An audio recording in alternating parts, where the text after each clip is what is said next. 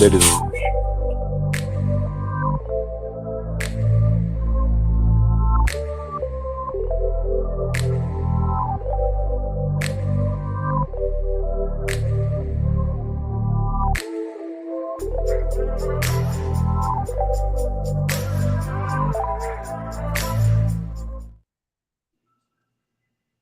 Ladies and gentlemen, chat is live, chat is lit. Yeah. I got to shout out the boys above me. It is Thursday. It's not the same afternoon dialogue, but it's something brand new. Culture Popping presents graphics and games, man. You know, do you pay or you just play? This is brand new, a brand new sector, but we're getting at the whole culture and nothing but the culture. And who's going to be leading this ride? Mr. Psychopath and the Pot Story. Y'all get at it, fellas. Ladies and gentlemen, boys and girls, if you'd like to shout out the guys above me, because I'm about to do the same. As I say, we have been circling around and bringing these topics up in a roundabout way through the shows for a minute. And I have been chatting in the back with the freshmen, so it was more than time to make this happen. So we're going to get into some pop culture, folks. Some games, some movies, all that good stuff. Throw it back a little bit for some of y'all OGs that are joining us. And while we're on the subject of OGs, ladies and gentlemen, at the top of the screen, we have from Mr. Watt Network, we have Mr. Watt himself, the people's OG. Thank you for joining us, Sam. Good to have you back with us as always. Yes, always. I'm glad to be a passenger on this particular ride. Hell yeah, man. We're glad to have you. And as I say, it's going to be a great talk tonight because, as the freshman will tell you, we're going to hand it down. Almighty Fresh, he has been chomping at the bit for me to kind of dust off the gaming chops a little bit. So I'd say it's time. How are you, my brother? Good. Definitely been past this time. Been ready to get this conversation started.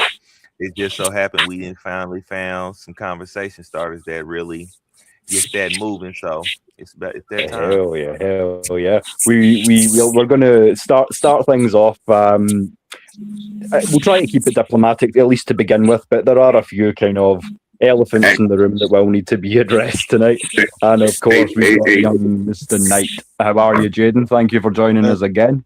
Good to have you on, and it's time to teach this young man some things. Good to have you. Penny. What's going on, people? So, ladies and gentlemen, I'm going to kick it back to my friend, the freshman. I would say he's more than earned the right to be a sophomore at this point, and he is just as guilty of throwing this into your purview as I am. So, freshman, how would you like to start, good sir? I just sent you a photo, OG. Do you have the Xbox photo up?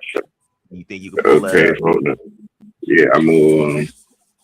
So we're gonna be starting off this conversation tonight with Xbox and PlayStation moving forward with not having physical copies of games.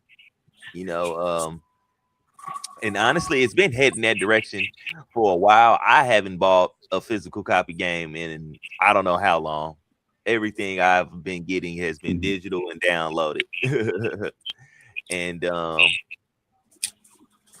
there are a few people that are upset about it.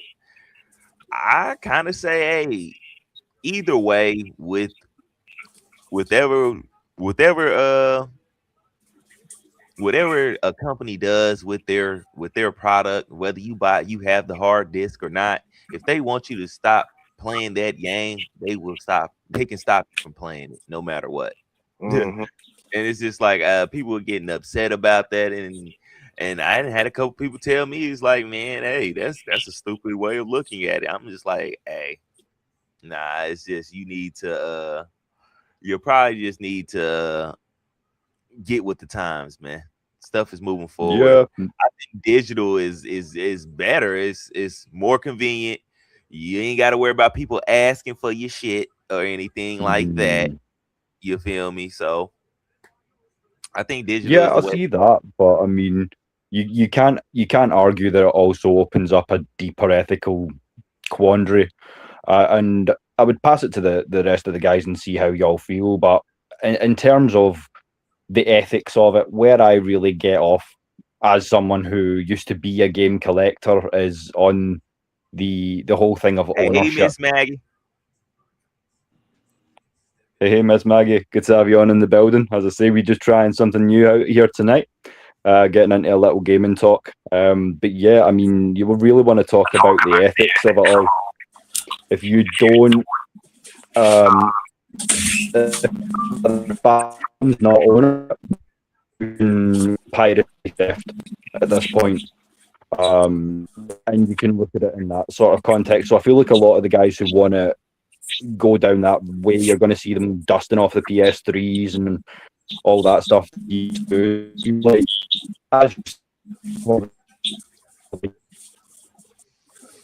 I mean, I feel. What's up, so Perez? big a deal. Hello, what's good? I was going to say, I think people who have disc and who are the collectors of that, I think they should start just looking at their collection as, hey, this is money now. Your disc have become collectible items now. You know it's going to be auctions for certain type of games, and if you just so happen to have the disc to it, hey man.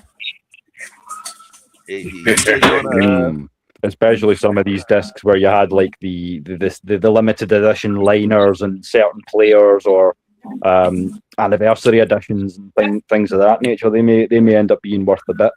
And that's a positive and a negative. It's a positive if you hold the games.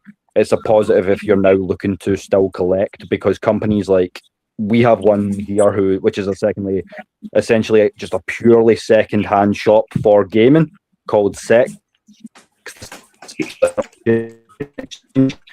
Now, all of the UK feeling some a bit second-hand, you're going to go through the roof. Not considered like the GOAT titles, as we'll get into a little bit later in the show, but just the prices of things pre PS2 is getting insane for the quality, you could argue, of the games that you're going to be playing thereon. But yeah, I mean, if you've got that money and you're a collector, view it as that, because I don't see there being much ground now for either Sony or Microsoft to backtrack on where we've already gotten. And I feel like they're using a lot of you young guys to say that effectively we're just following consumer trends. And you can obviously tell me how you feel about that one, guys. I'll throw it out to the rest of the panel. But yeah, I'm not too happy, but I can see both sides. Well, you know, I myself, I made the switch from PlayStation to the Xbox for two reasons. More like now, the first one was the graphics. I felt like the graphics on the Xbox was better.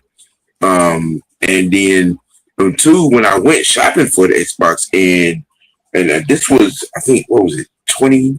It was 20 or 21 when I got the Xbox Series, and I'm like, oh, I ain't got to go to, I got to get a membership and just download my shit. I mean, the convenience. You know what I'm saying? To me, was just as much, high strung, and then, going through and looking at what they had in the store for the membership and all the different variations. Even though I'm quick to tell you, I'm a sports gamer, you know what I'm saying, for the most part. Now I might, delve off into the old school shit, Mortal Kombat, Pac-Man, Centipede, you know what I'm saying, in Little Battlefield, you know what I'm saying, but then there's been some new stuff, I dabble around with Halo a little bit, and some of the warrior type, you know what I'm saying, games, but I said it then, I said this is where at that particular point I was like, shit, the rest of the game would probably be fucking slept about. I mean, the convenience and it's easier. I haven't had a problem. I mean, dealing with stuff that you deal with the disc factor. You know what I'm saying? And still be able to, dabble into the old school shit, So, I mean, you're always gonna have pushback, for people that are set in their ways and, dealing with stuff or playing a certain way or playing a certain game. You know what I'm saying? You're always gonna have that pushback. I mean, but for me, I'm like, hey, let's roll with it. I mean, it's a better era, if you ask me. Mm-hmm. I can see both, like what you're saying there, Sam, and it does kind of, outside of the proprietary rights question, if you're not that concerned about the ownership, that, well, quote unquote, of your game, then obviously you may feel a certain kind of way. And I mean, as someone I kind of tried my best to embrace the digital revolution through the laptop. I don't own a Nintendo 64, but I run emulator software. Same with the Game Boy Advance, so that allows me, and hopefully you guys in turn, if it's something you're interested in, you can hit your boy up, of basically allowing you to live vicariously and go back and play these games without having to invest in the retro consoles themselves. So I mean, the digital revolution's been wonderful in a lot of ways. Sorry, Sam. Yeah, look, as a kid that came up off of Atari, okay, trust me, the gaming industry has came a long ways. Okay, you know what I'm saying? From the Atari to the Gamecube to the Nintendo, you know what I'm saying? I mean, the steps in the you know what I'm saying, and the progress, you know what I'm saying, and then still, like, even now, like, every now and then I'll dig off in there and go find asteroids or Galaga and Centipede and fuck around with it for a few days, but from those days, way back in 1980, nah, okay, so now the gaming systems as they were have come a long ways. Microsoft has come a long ways. So has Sony. But Microsoft, I think is pushing the envelope. Yeah. And I mean, I don't necessarily remember the games of the 80s per se. I wasn't born until 91. But my first console would be that wasn't even an insult. No, believe it or not, ladies and gentlemen in the chat, I do love and respect this man, so I would like to continue to share the floor with him. But no, with that being said, for me, it's really boils down to just kind of where you came from, and where my first console was you guys would call it a Genesis. In the UK, it would be the Sega Mega Drive. Yep.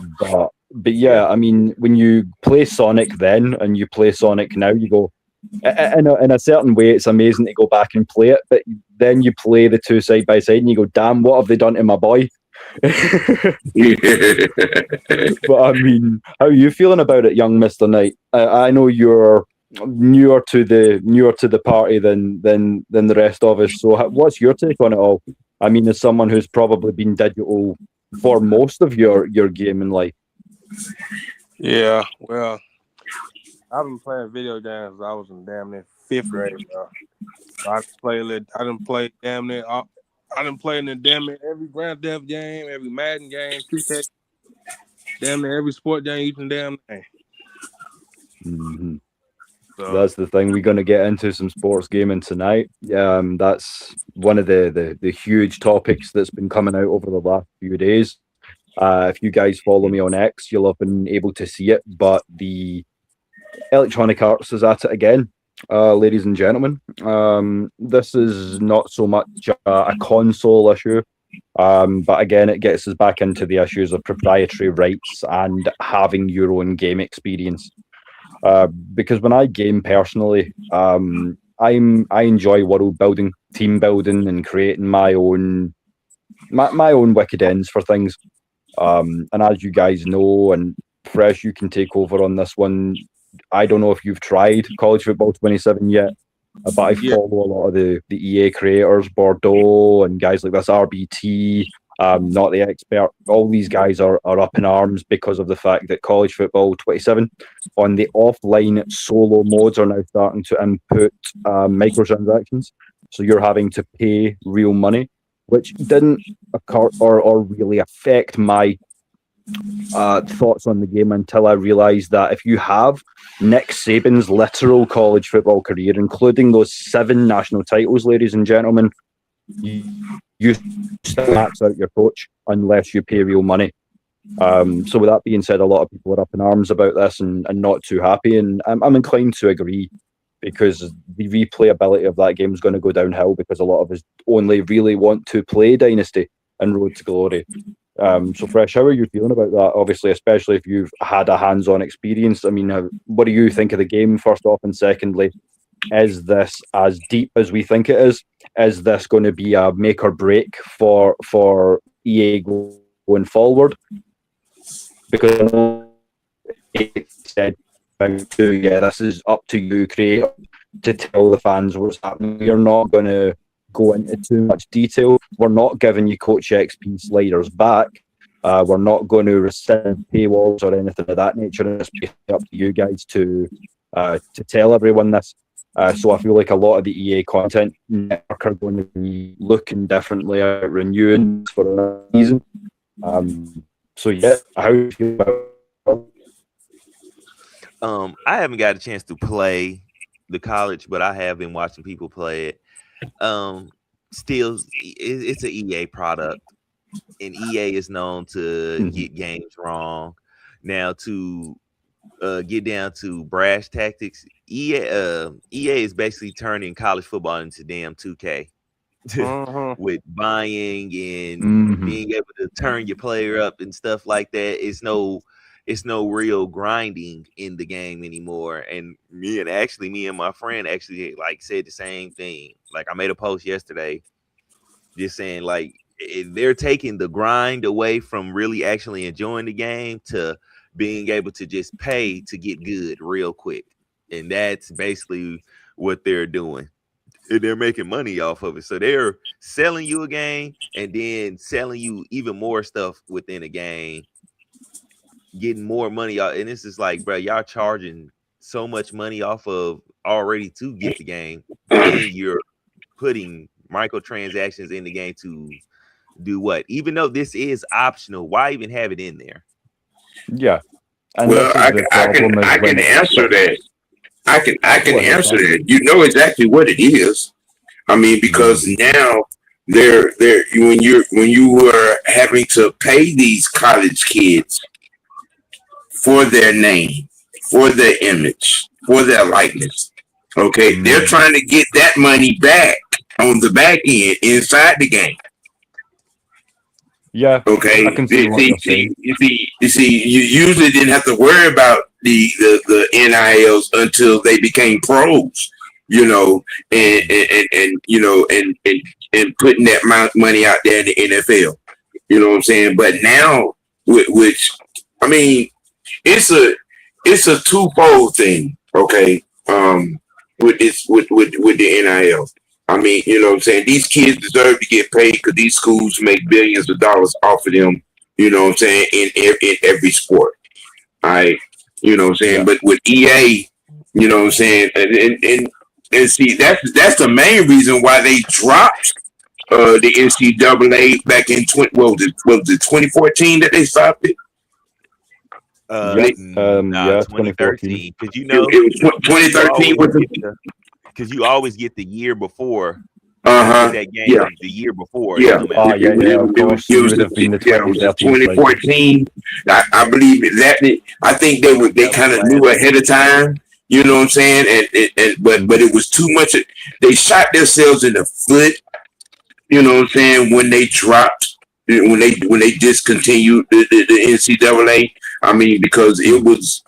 I mean, you know, I know I wrote several. I know I wrote about 5 or 6 emails myself to EA Sports. You know, and they weren't very kind either. Because I was, you know, I was looking forward to, you know, building those college teams and then having those you know what I'm saying, those draft classes and being able to import them to Madden. Yeah. You know what I'm saying? You know, I mean, I would, man, for the, what was it, 2015, 2016, 2017? Yeah. EA Sports probably knew me by a first name basis with some emails that I sent. Yeah, man. That takes me back. It's like, you know, I emailed so many to, like, I don't, can you guys remember how flawed was it Madden 20 was? I think it was no Madden 18, the one with Calvin Johnson on the front. That was just a horrific experience. Man, honestly, emails, to me, man. ever since that Odell Beckham catch, every year after that, they modeled the game after whatever big happened that next year. They basically modeled the game after that, so it played the way that play happened. So that year, that 2016 year, that year Odell had that catch. The next year, they made the game basically around being able to do that. And then the year after that, it was I think we had a year where like defense was just dominating. Like the DNs, that was when Von Miller was just on the scene and stuff. So then you had crazy DNs. It was built around that. Then you had one where it was built around just the run game, where you can just run the ball on anybody. Couldn't stop it. It was just like Madden became a hype train instead of actual football game. Yeah, and this is where I get into the whole context, and this is something that we can maybe talk about, and well, we can get into it now for sure. Actually, and that's whether or not you feel like it would be better or worse for the industry to take away exclusive rights, because you can also look at it at the fact that EA can do pretty much whatever they want to us right now, because the only studios that are really trying to compete are free, and essentially they're giving you the world-based editing games, and that's where you get into things like Maximum Football and things like that, where essentially they will give you teams that are as contractually close as they can be without getting them sued. And then if you want to make it any more realistic, that's down to you. But I mean, I just feel like these games are never going to compete with a studio the size of EA or a company the size of EA. So I mean, they can. They really just have to make their games better. This is the thing. A lot of people feel like they can't compete. People are scared of the name. You don't be scared of the name. You make your game better. Yeah, you make your I game better. agree Let with your that. game speak for itself. That's all EA is. That's all EA is living off of. Madden has became a household name, and people are going to buy it regardless. Just like Call of Duty, just like 2K, those have became household names, games, and whatever EA does with them, or whoever makes Call of Duty, whatever they do with them games, they know people are going to buy them just because of the name attached to it. Yeah, although to 2K's credit, the one time they did get absolutely hammered with criticism was with 2K20. You realise that a whole year out of the cycle before dropping another game. So I mean, there's a way to do it. I would sacrifice a year of Madden and CFP, but come back with a more complete game experience. I'm sure you guys would agree with me, because for us, for all of us, it's all about the game itself, the gameplay, going back, obviously pushing these into Madden from CFP, following the narrative through of your players, your teams, all that good stuff. So I mean, it does take that away a little bit. Sorry, Sam, you were going to say something there, brother. Yeah. See, now because I came across a conversation on IG when a guy was was on a full on rant. You know what I'm saying, about his salary cap being in a negative for 4 straight seasons. I said, well, here's your problem with that. You're trying to build a super team. You know what I'm saying? And when you have to deal with, salary cap, when you have to deal with these contracts, okay, and now that they've added restructuring contracts in it, man, okay, restructure a contract you want to. You did see what Madden has low key done is made you have to read. It has made you have to do math. It has made you have to understand contracts. That's why that's how I can tell a lot of these cats now that play Madden now, they play it without the salary cap on and the trade restrictions off. Yeah, like instantly when you go into an online game, you can go, yeah, I know what your settings look like, brother. Yes.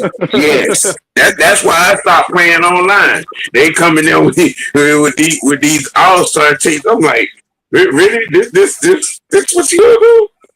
Yeah, and this is my criticism with the whole thing is it's like that's what puts so many of us off fucking playing online is the fact that it's essentially become Moneyball, and now you're trying to fuck with the solo modes. Leave us alone and let us play the game we want to play. That's all I'm saying. I'm like, I understand we're in a digital age. I understand that you're trying to do the best by who you feel is your most loyal consumer base. But at the end of the day, all we want to do is play fucking football or do a bit of wrestling, whatever it may be, or insert game here. But it's getting silly after a point. I'm cool with it because I mean I've learned over the last 3 years, you know what I'm saying, how, you know what I'm saying, what to do and what not to do.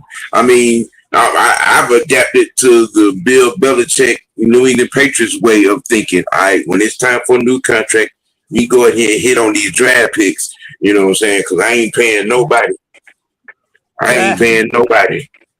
No, that's how I stay out the negative.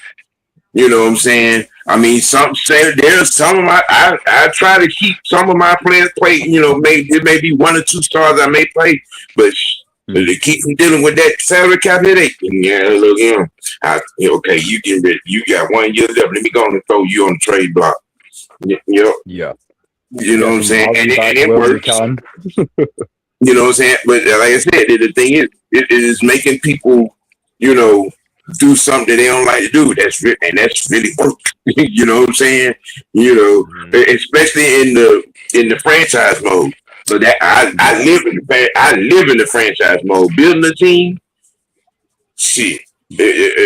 Goddamn, scouting, and all of that. Yeah, that's my jam too, is combining the world building with franchise mode. So as I say, I feel like this is a great place to announce it officially for the first time, because I'm sure some of the fans will want to jump onto the rosters, but I've been lobbying. It's kind of fallen away a little bit just while I'm dealing with some housekeeping, getting these channels up and running, and so to speak. But I'm going to be creating essentially a game for all my peoples.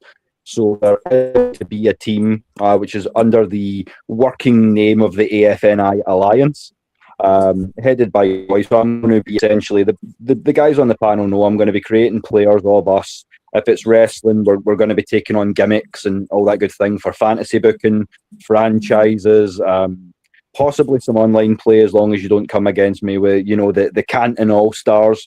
But with that being said, Young Knight, how are you feeling about the way franchise is going? Do you think that this pay-to-play is going to have an effect on you consume the product, or do you think it's going to be the same? Have you been paying attention this entire time? Is my question, really.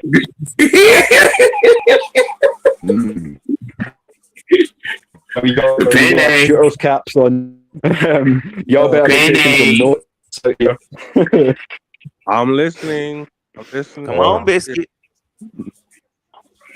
Well, if you were listening, you would know I just put the question to you, young man. Yeah.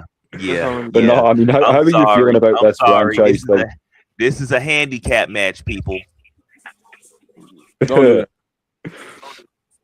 You know what? You go at your boys, and the one dude in here who should be your enemy is a Texas Longhorn. The one man in here who should be allowed to be your enemy has your back here, Jaden. Come on. Yeah, you the only one. He was an Alabama fan. Oh my goodness! But that same problem that you are talking about with people doing the salary caps and playing like that, they do that same stuff in Call of Duty.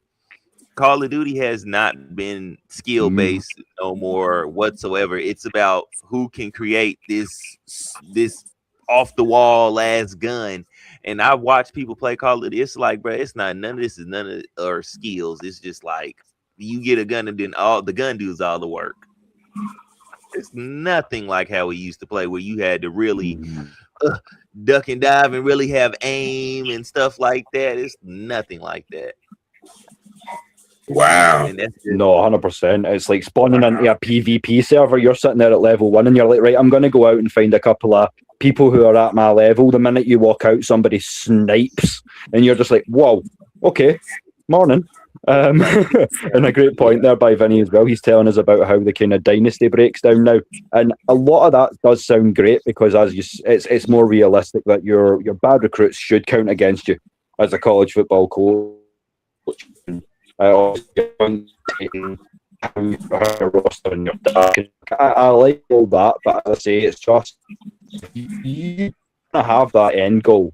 You want the best team in the nation in every possible category. Achieve that without giving up some dollar. And I mean, the prizes of these games as well, just to get the game in the first place, it's much more expensive and less cost effective than it was in days gone by. $60, $80, $100, and it's like, oh, so you like these 5 wrestlers? Oh, okay, $140. So you see how it mounts up. So when they're throwing in microtransactions to it, it's like, nah, I already paid all this shit, guys. What are you doing to me here?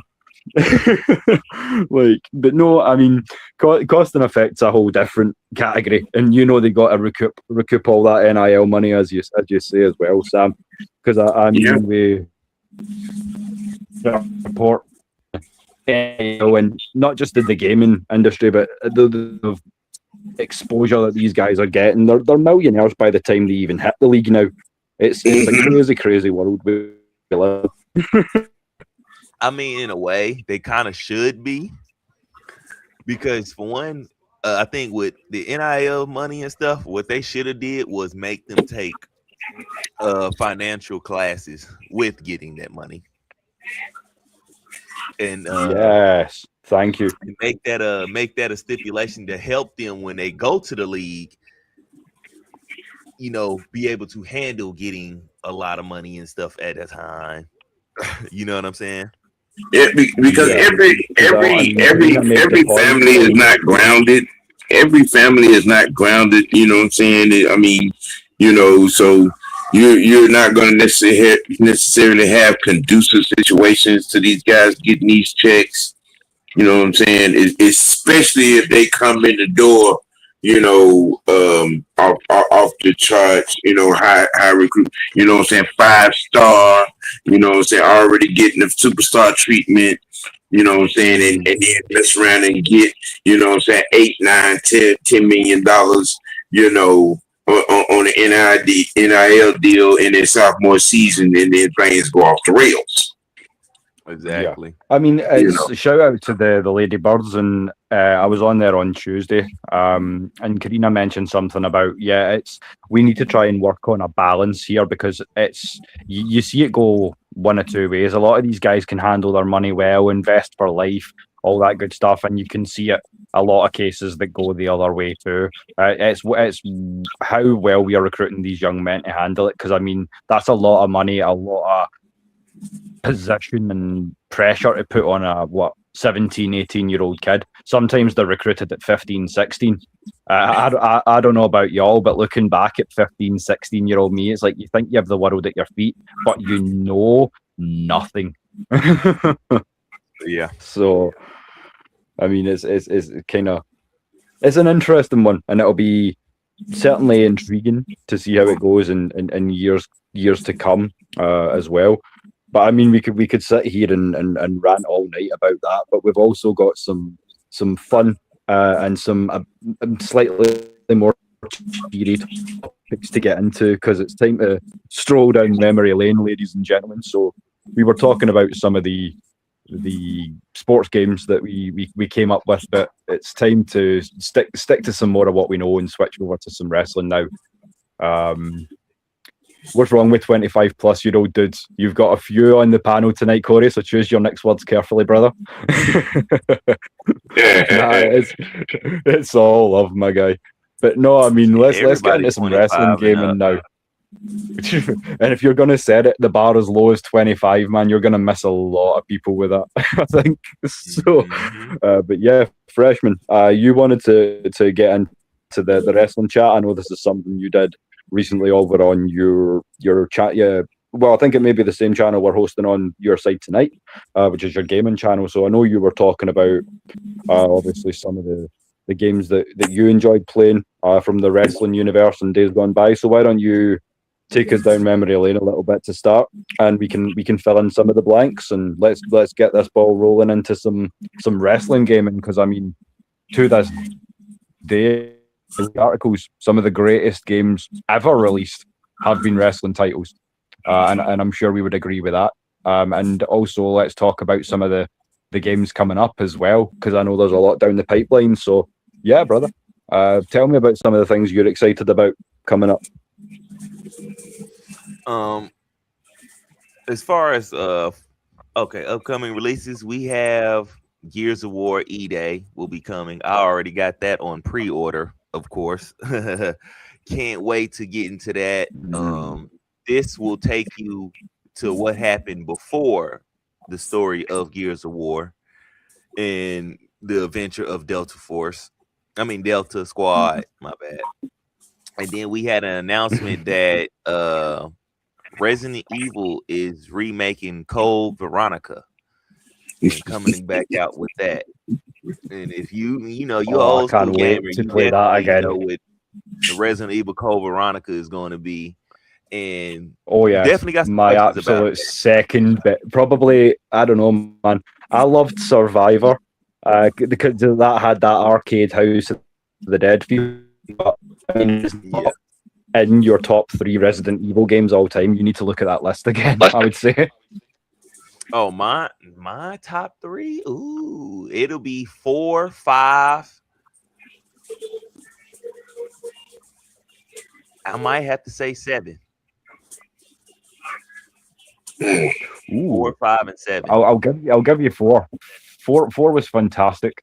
I loved the Nemesis. I loved 3. Yeah, Nemesis. you're talking about for 3. Yeah. Yeah, man. Like, questions on.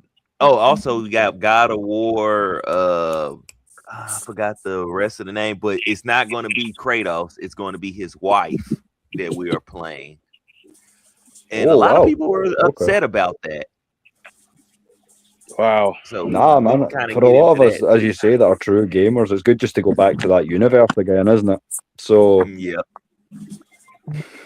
And then, of course, there's another Call of Duty Modern Warfare 4 coming out. Let's hope they go back to the old school run and gun, and it's not all this slipping and sliding and shit like they've been doing, running off walls, bruh. I promise you, bro, y'all ruined Call of Duty when y'all got to doing that crap. Yeah, it's like it's in the title, Modern Warfare. I have never seen someone run up, jetpack off a fucking wall, and it's like, modern. What? Yeah, nobody asked for all that goofy ass extra stuff that y'all are putting into the game, bro. We was happy with the running and gunning. Just put the freaking update the guns, update the graphics. You know what I'm saying? Yeah, man. If we wanted to portal jump, we would be Destiny players, you know. So. If I want to play all this futuristic shit, exactly. Just like you said, I go play Destiny, some other stuff like that. Like, come on, man. But actually, just know your audience. Vincent, I did a poll on that today on my Instagram and TikTok and stuff. It was which one would you have remastered? WWE Here Comes the Pain. I mean SmackDown Here Comes the Pain, or SmackDown Shut Your Mouth? Wow. Side by side, that's tough. That's really tough. Now I went with Here Comes Your Pain. Here Comes the Pain. And that's the Brock Lesnar cover. Yeah, okay. by a hair. I loved Shut Your Mouth. That was so good. You had the returning Hulk Hogan when he ditched the NWO the second time around. I have a real soft spot for both of those games. I'm not gonna lie, but I think Fresh, you're right. It's a lot closer than a lot of people would maybe say. But yeah, both of them are classic. If you want to be diplomatic, it's hard to. It really truly is hard to choose. But I think there's something about the mechanics, the speed of the gameplay, and Here Comes the Pain, because you remember feeling like it was all a little faster. Here Comes the Pain was more modeled after Brock Lesnar. Remember when he first came in, he when people really started noticing Brock Lesnar, not when he first started wrestling and stuff like that. He was in the game a long time before then, but when he just got that real Just Do and he got on the cover of that, the game was more so modeled after him. So I think that's why the game felt so good. Like everything felt so smooth and everybody felt kind of athletic in the game. And it was just like, because it was more so modeled off of him, how athletically freakish he was. So you had to build the game to bring him into it. Yeah, I guess so. I mean, when you break the mechanics as Brock Lesnar does, there's only certain athletes like that, and I mean he's fairly singular. But yeah, I mean, I don't know if it was on the same platform, but you would almost be you could almost say that you felt like it felt almost like stepping up a console, or at least stepping up into a new stage of graphic processor or mechanics system. But yeah, it was such a good game. Brock was in Shut Your Mouth. That's how you can tell it was a difference. Brock was in Shut Your Mouth. It was still good, but they didn't model the game around him. I think they modeled that around kind of like Triple H or around that time, because he's on the cover. He's the main guy on the cover. Then you have Brock on the side, and I think somebody else over there. Yeah, I think you're right. And at that time, I mean, you were still getting a lot of Xbox games that you had to compete with as well. They obviously all died away after Raw 2, but tell me Raw 2 wasn't a phenomenal game as well. I mean, there was competition back then. And obviously taking it back a few years to probably what I would say is the greatest generation of wrestling games, and that's your PlayStation versus N64 titles. So Warzone and things like that, and as you say, WrestleMania 2000 and all that good stuff. Or for if you were of the other side of the alliance, you also had World Tour, WCW NWO Revenge as well. So just phenomenal titles. And as I say, hit your boy up, because if you know the game on which No Mercy and those sort of games were based on, it was Virtual Pro Wrestling out of Japan. So I have the English ROM of that as well. So if you want to try some NJPW stuff sometime, that's how you can do that. But yeah, I mean, Virtual Pro Wrestling 2, I probably would say is one of my favorites all time. Just because of it created a new, something new to aspire to. And I love games that do that. Sorry, Fresh. A classic game that's on an old system that nobody might not bring up is ECW's Sega Dreamcast game. Yeah. That they you're talking Hardcore Revolution, because I don't think they got the sequel out on the Dream. I played that again recently, and I mean, it was Warzone, but it wasn't, because obviously they added the new match types with the trash can being thrown into the ring, like the ones the fans could basically invade and throw you shit. There was so many little fun things that made that game not as clunky or not as grindy as Warzone felt. Because I mean, when you'd put in so much time into Warzone and you couldn't get past, for instance, Taker at tier 6, it was like, there are 10 tiers in this thing, I am so screwed. But I mean, it felt like the progression in that game was a lot more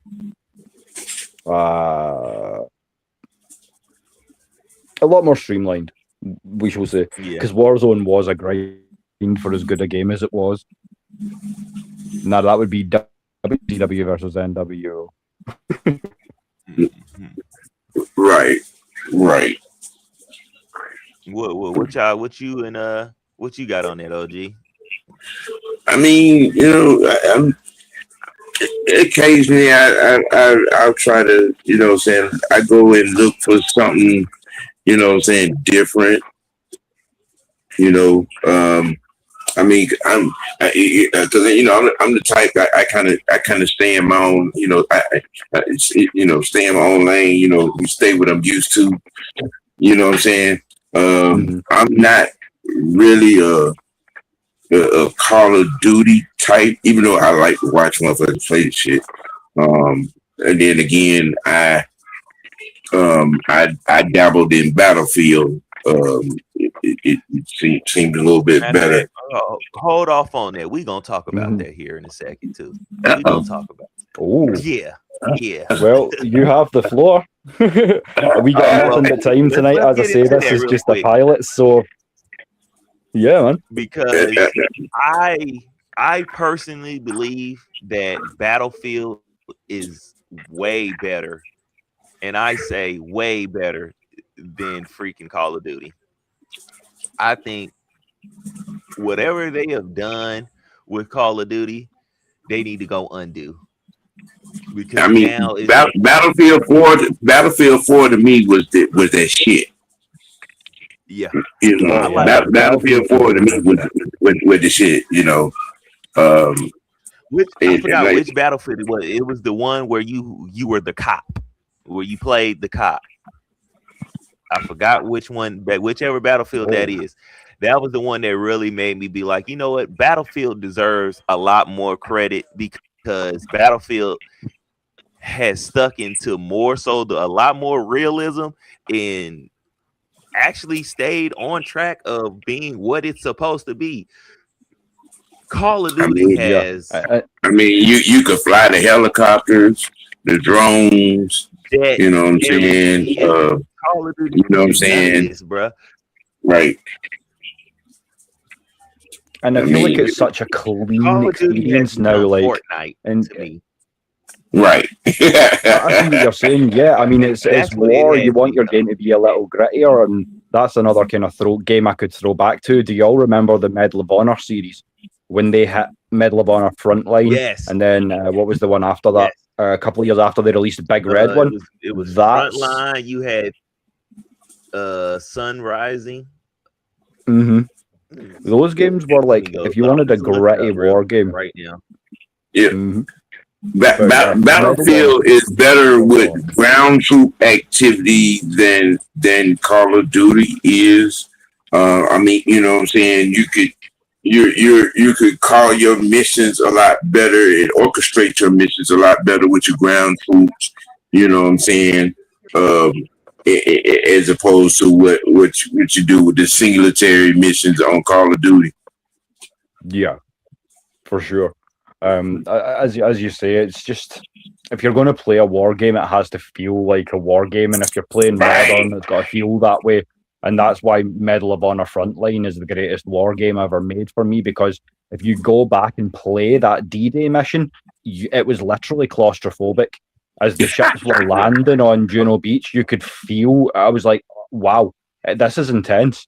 Yeah. And you don't get that from your new Call of Duties. I'm just not very invested. Oh, great shout. Okay. Battlefront was a fantastic game. Then they made the mistake of remastering them because I'm not as big a fan of the new ones. I don't like the second one of the old crew was one of the best games ever.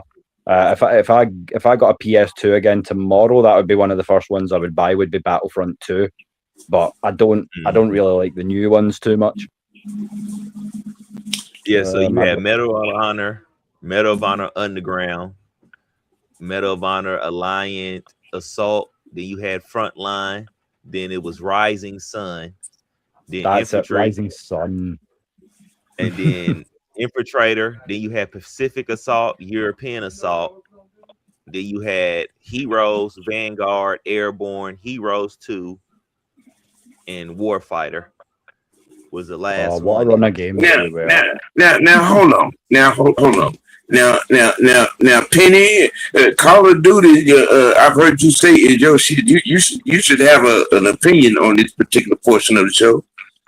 I ain't never said Call of Duty was my shit.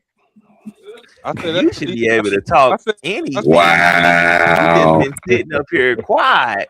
Man, I've been sitting here listening to y'all type of game that y'all, you know what I'm saying. But I told you, Yeah, I need to apologise for that, Jaden, because I think tonight there was because we came in on a rant. I think I kind of got on my high horse to start with, and now I'm having to backtrack just a little bit. So no, I mean, if you want the floor, you got the floor. Talk about some of the stuff you're excited about, or some of the games you loved.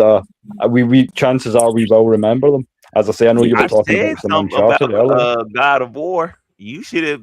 That was your time to interject right there when I brung God of War in. Man, when you said God of War, when you said they're not playing the Kratos, I'm like, bro, what in the entire hell? And they've not even made the easy decision and made it Atreus' story. You could have went with the son rather than the wife. I say, because I like correct me if I'm wrong, but wasn't she killed off in like one of them maybe 3 or 4 games ago? If I'm wrong, please correct me. Okay, so this is the thing. So she died. We don't never see her when he leaves Olympus, and after doing all that, like we never see his wife really, the one that he has the son with now. Right now, right. you get to play as her. But what I don't understand is why people are so upset about that.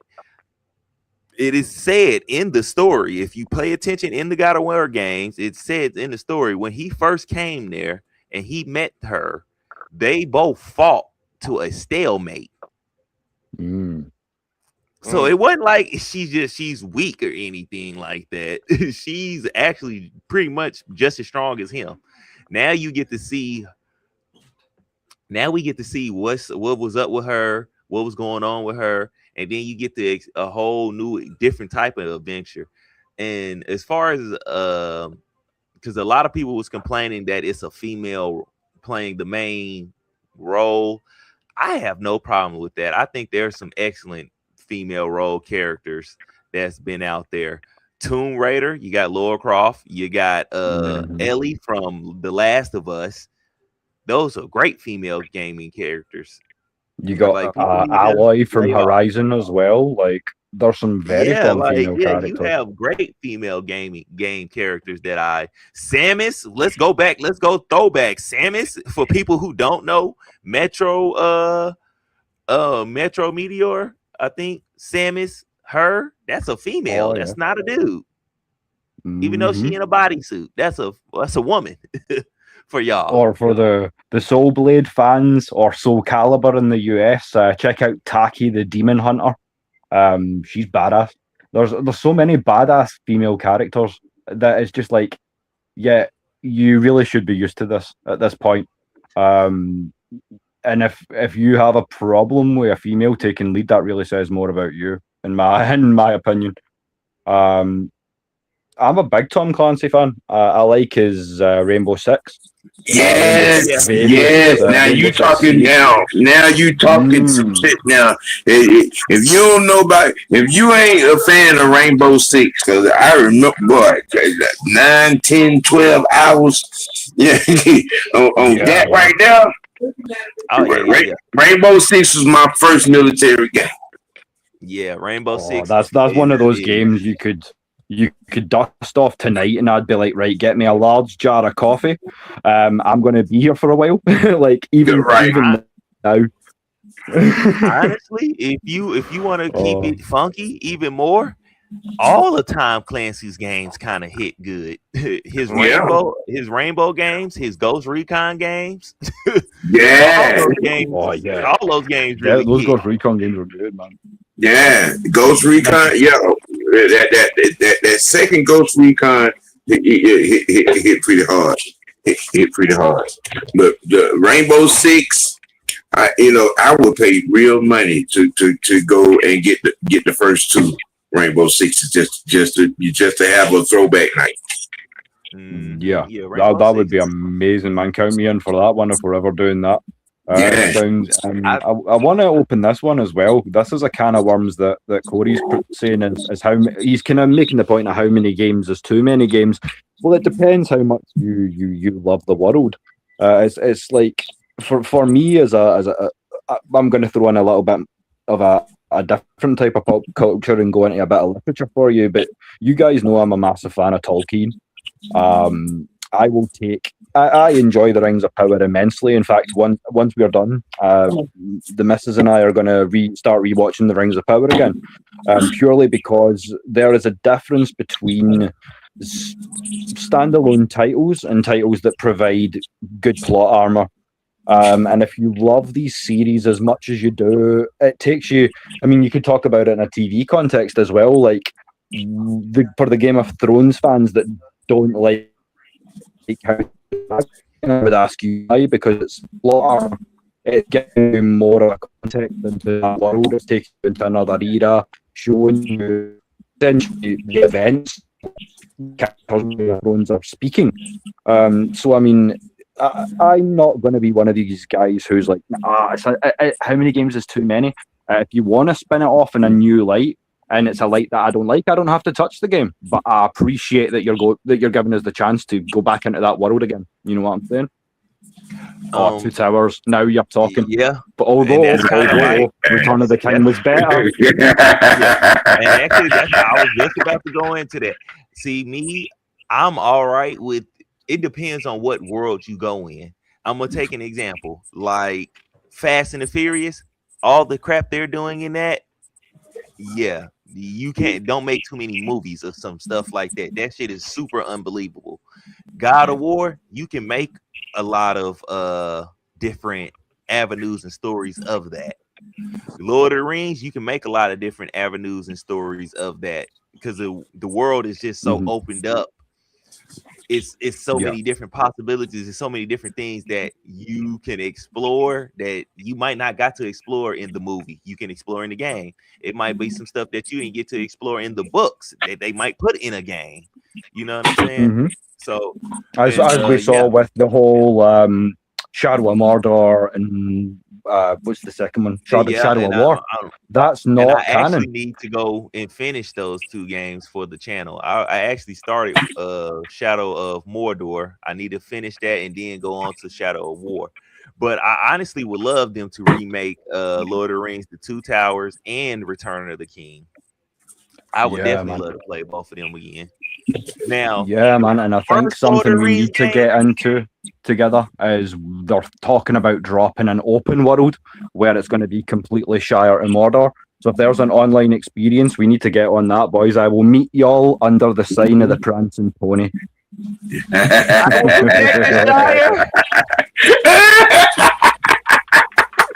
Yeah. For sure. I mean, just so you know, young Jaden, it does come in pints. They already got the kind of open world format with the Shadow of War and stuff, how open kind of that is. So you can kind of see how they'll take that into that game. Yeah, and I mean, they've got a lot to draw on with Hogwarts Legacy as well, because I loved that game. That was phenomenal. You know, it's crazy. And we've got a Hogwarts Legacy 2 coming out soon. I felt they were hampered in so much as I was like, how are they going to do this for a character that's not directly related to the main story? But obviously, again, casting it back 70 years, I think it is, before the events of the books / movies. It was a great way to spin it, give us characters, give us arcs and events that we knew of but hadn't maybe seen. So yeah, I mean, just if you can keep them up to the quality of Legacy, just keep them coming. Oh yeah, Gollum sucked. There's no finer way to put it. I would rather play the Hobbit farming game, A Hobbit's Life, for weeks on end than go back and play Gollum again. Although they did recover. It's rare that you get a bad Middle Earth game, but they came right back with I can't remember exactly what it's called, Return to Moria, and that was stellar. So, I mean, one bad game out of, 12, 15, I can't fault them too much. See, and also another thing to go along with Corey, your question. Look at the Resident Evil franchise. That's I would like to say that's another franchise who has done the gaming community right with their longevity in games. Like the first one, second one, all of them are great. I even enjoyed the remakes. Now let's go back to what I was bringing up about the Veronica remake. Now, a lot of people didn't like the Resident Evil 3 remake because they cut quite a bit of stuff out. Yeah. But to me, I feel like a little bit that's kind of necessary because back then, like, it's like you don't need a lot. You don't need all that teeterous stuff because it's a lot of dead space into that game. Yeah, because when you play Resident Evil, it's a lot of back and forth. It's a lot of going back to one place, one area, going all the way to the another area, then coming all the way back to this area, then going all the way back to this area. I think in 3, people were mad because they cut I think the clock tower section out of that game. The clock tower and what did they call it again? Was it the courtyard of flesh or something like that? Some crap. I'm pretty sure it was the courtyard of flesh, where you go around that crazy pool and you get the dogs, the liquor, and then that big 7.5 foot dude at the door. They cut that out, and I thought I think so. I mean, there was a good it was a good chunk. I know they did cut out of it, and people were upset about it, but the part they cut out was the part where you just doing a lot of running around anyway, which I'm not mad at. So this time, because in Veronica has a lot of that, has a lot of you doing a bunch of running back and forth. So I wonder how much of that they're gonna cut out and bring back in and redo. Yeah. I personally, I'm not going to be mad if they cut quite a bit of that, the running back and forth out, as long as they add in some other parts, like some more action and probably as long as they do all the other characters in the game right, I'm not going to trip about them cutting some of it out, cutting all that dead time out. This just running back and forth. Keep it to the main story, because Resident Evil has been built off of doing side quests that's built into the main story somewhat, but some of that stuff be unnecessary. Yeah, I see what you're saying, and with all the running about as well, you can trim the fat, so but then you can essentially treat them as 2 separate games. If you want to go back and play the original and if you want to take what we call it, a director's cut, you have that option, or if you want the streamlined version, with a slightly prettier graphics and maybe a few more bells and whistles tied on, then you can go down that route. And I think that's kind of to bring it all back round to the kind of case in point to the episode and the title. It kind of, with everything being said, it gives you the option both ways. We can stick with the digital games that are coming out, and a lot of us will want to, because we've gamed for so long. And we've been digital for so long that it's not going to be as jarring a transition as it would have been otherwise. But you have the option now. I mean, you can still at the moment go into a second-hand shop or go online, get yourself a PS2, a PS3, a Sega Genesis, or you can emulate them on the PC as well, as I said earlier on. So I mean, there are a million different options. So with all that being said, I think diplomatically, how you feel about how certain companies do things is a little bit inconsequential, because I feel like, generally speaking, it's never been as good a time to be a gamer, as you say, Sam, as it is right now, because you look back at even a PS1, a Genesis, let's go back, an Amstrad, an Atari, a Spectrum, and then you look at the games now, it's night and day. Like, going back to our days and playing them for the first time, it would be completely jarring But now that we can see them side by side and take these games for what it is, it's a special time to be a gamer, and I'm sure y'all guys would agree with me there. Oh yeah, of course. Oh yeah, for sure. So I mean, I think that's pretty much got what I wanted to cover, as I say, and it's been great going down memory lane with you guys. So what I'll do for the last sort of 15-20 minutes or whatever of the show is just, if you guys have any more questions, comments in the chat, keep them coming. And boys, if you've got anything else you want to kind of throw into the mix, and as I say, it's just piloting, trying a few things out, as I say, tonight. So it's very much open season. So if you guys have anything you want to get into, let's get it. Yeah. I figured we could tease the conversation about NASCAR, anything Moto X Games. Let me see. What was that other race? What was that other racing? Hey, what was that? It's right on. Midnight Club. No. Oh man. I'm not talking about them. Need for Speed, Midnight Club. No, not them. What was the cross country racing game? Damn it! Oh man, right on the tip of my tongue. The ATVs and stuff like that. Yeah. Oh, I can't remember the name of it. Horizon. Maybe. Damn. Because you're that whole. What part are you talking about on Resident Evil 7? Because I ain't got past that part easily. Are you talking about sneaking and getting under that floor? Or like what part exactly are you talking about? Because I could tell you had to get past that easily. Like Vincent's throwing us down some side streets here because he was mentioning some horror games. That's a couple I'll need to try. I need to try Dead by Daylight. I need to try The Backroom. Gran Turismo. Turismo. Yeah, that is a fantastic game. There you go. I remember that. Actually, that's the first game I ever played on a PS1. It was the original 1996 Gran Turismo. And what a game. I think, correct me if I'm wrong, but that's to this day the highest selling PlayStation 1 title of all time. I'm pretty sure it is. It beats out Final Fantasy 7 to second place. And I mean, it's a pretty if you're beating out Final Fantasy 7, and that's a whole nother thing that we can open up. We can maybe just we would need a full episode just to talk Final Fantasy. But I mean, 7 for me is unquestionably the GOAT. And if you're beating that out, then you got to have a pretty special game. So I mean, all praises to Gran Turismo.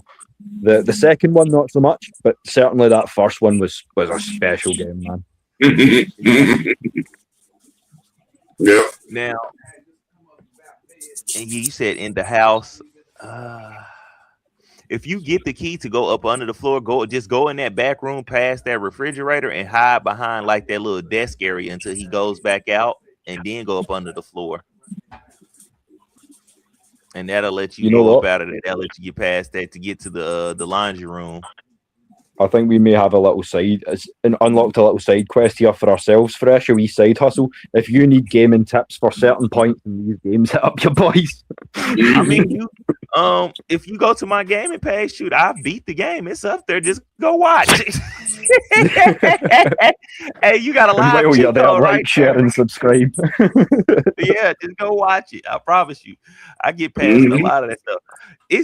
To me, playing Resident Evil games is gonna always be a staple of mine because I love like any game like Resident Evil, Batman, any game that make you use your brain. I love it. Yeah, man.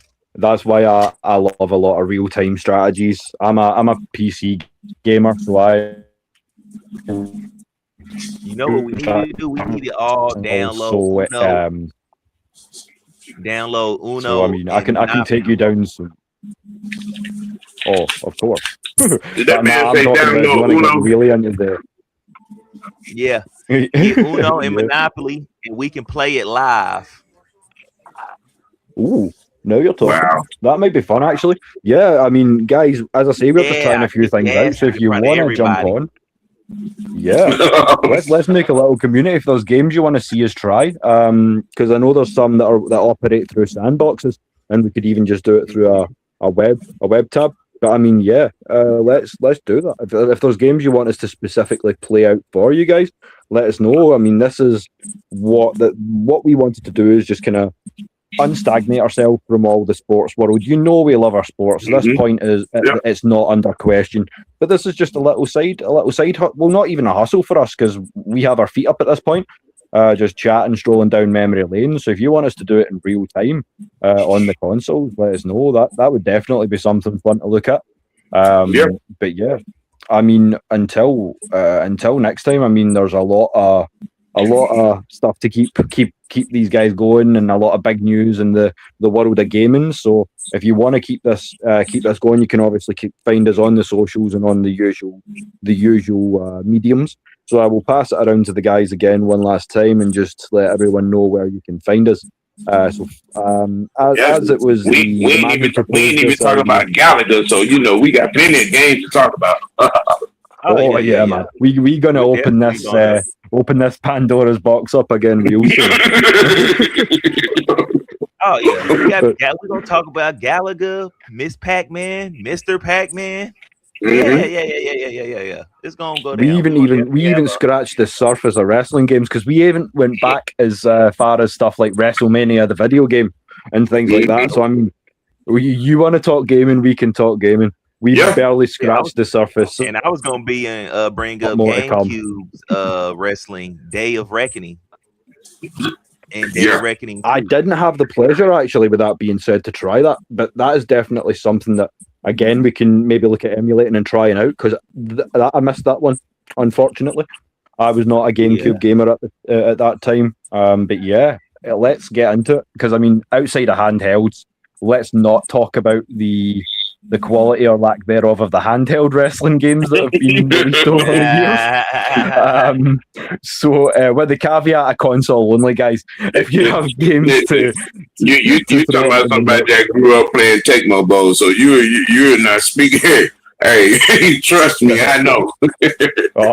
Man, Tecmo Bowl is a whole nother level. I go back and I still have games today. I think they're called Legend Bowl and College Bowl on PS Store. So, I mean, you can still play these games. They know where their bread was buttered at the time, and I love to go back and experience these games. But something else I'd love to experience is kind of trekking down memory lane with y'all boys and kind of beginning this whole thing, because it's been fun, and I'm looking forward to doing it all again with y'all soon. So yeah, I'll pass it back to the leader of the pack. As I say, we were the caveat to get this started, but I'm going to pass it back to the OG. But before I do, I'm going to pass it back to the other boys that have shared our panel tonight. So, Jaden, let the people know where they can find you if they want to talk some gaming. Hey, man. Check out the Burning Weather Network. I will be dropping shorts about Oklahoma news, all Oklahoma news. So, y'all stay tuned for that. Thunders. Football. I'd rather not. Come on. Lord. You know I love you, brother. hey, you on the other side of that Red River. You should have saw that coming. Damn, I know that. Hey, man. That's low hanging fruit. Maybe that's on me. Maybe I should have just let that one slide, but I couldn't.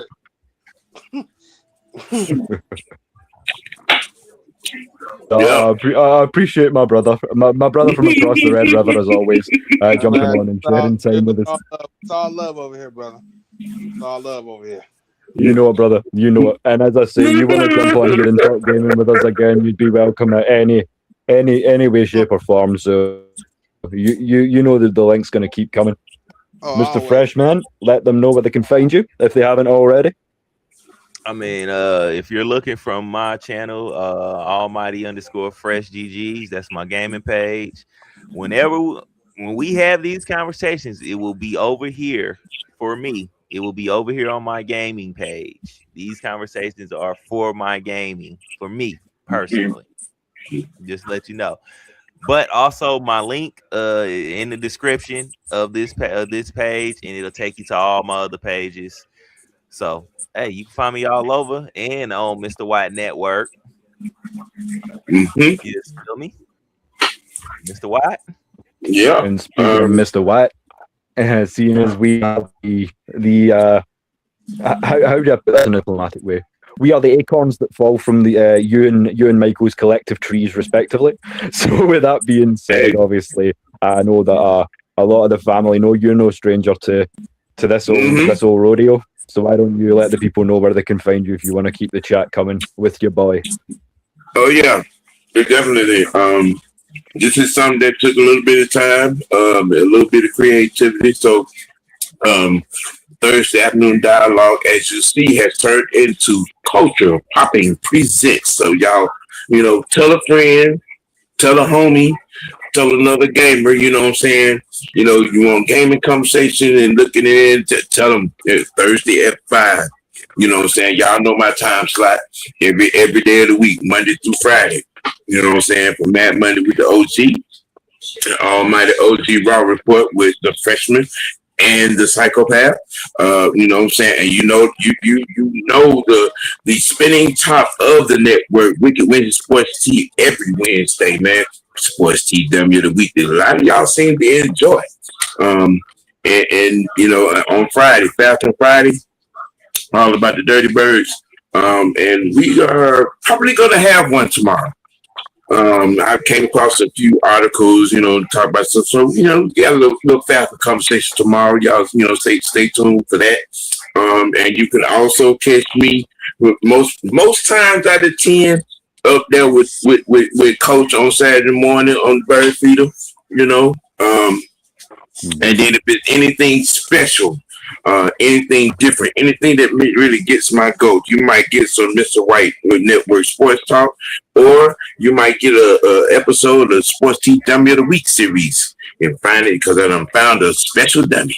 You know what I'm saying? So, Mr. White Network, and most parts of my crew, you know what I'm saying? The vice president, you will see him as well. You got the madam, doing the baseball thing. She's always at the Truist covering the Braves, and she comes in and gives her lovely exhortation on Raheem Morris. So I mean, this network, we're coming together with some things, man. And this is one of them brand new. You know what I'm saying? The first episode is in. You know what I'm saying? Y'all drop a comment, on everybody's channel. Let us know, how you feel about Culture Popping Presents, coming from this crew. And we will be hopefully, we're definitely going to be back next week. But there might be some time off for this network. You know what I'm saying? Life is lifing. Sometimes you have to, pay bills and you can't pay them when you want to pay them. So, but I will let you all, know what it is with how I drop the programming alerts, you know what I'm saying? Yeah, so, brother. Well, as I say, just keep in touch, and we'll do the same. As I say, it's not just Mr. White; it's the Mr. White Network. So if the man needs to take a step back, then your boys will hold down the side. So it's a pleasure to share the panel with you guys as always. As the man up top says, let your next choice be your best choice, or if you can't be fast about it, you're going to end up last. So until next week, ladies and gentlemen, from the pot star, from Mr. White, from young Jaden across the Red River, and from myself, the Scottish psychopath, love, peace, and prosperity as always. And we will catch you on the next one. Yeah. Hey.